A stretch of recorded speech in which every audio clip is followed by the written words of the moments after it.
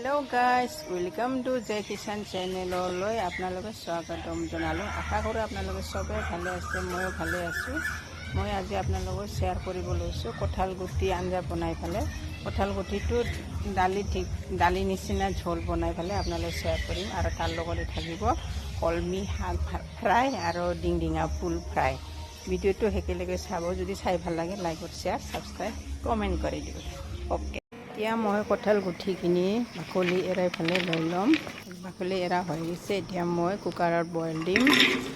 কুকাৰত বইল দিবৰ কাৰণে মই 1 বাটি পানী দিলোঁ আৰু 1 চামুচ নিমখ। এতিয়া মই কলমি শাকখিনি ফ্ৰাই কৰি পিঁয়াজ ভাজিলোঁ। এতিয়া কলমি শাকখিনি দি দিলোঁ। তাৰপিছত ইয়াতে অলপমান নিমখ আৰু হালধি দিলোঁ, বেলেগ একো দিয়া নাই। কঁঠাল গুটিখিনি সিজিলে এতিয়া মই চম্বাৰ দিম।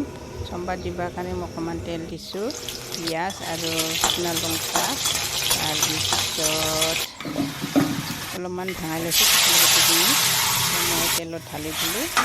এতিয়া মই দিম অলপমান হালধি আৰু জিৰা গুড়া আৰু মিৰ্চ মছলা গুড়া দিছোঁ, আৰু বেলেগ একো দিয়া নাই। এতিয়া হৈ গৈছে। মই এতিয়া নহৰু বটি লোৱাখিনি দিলোঁ। অলপমান ধনিয়া পাতা দিছোঁ। বঢ়িয়া হৈছে, আপোনালোকতে বনাই খাব একদিন। এতিয়া মই ডিংডিঙা ফুলখিনি ফ্ৰাই কৰিম। ডিংডিঙা ফ্ৰাই কৰিবলৈ ল'লোঁ। হালধি নিমখ দিছোঁ আৰু অলপমান লাল মিৰ্চ দিলোঁ।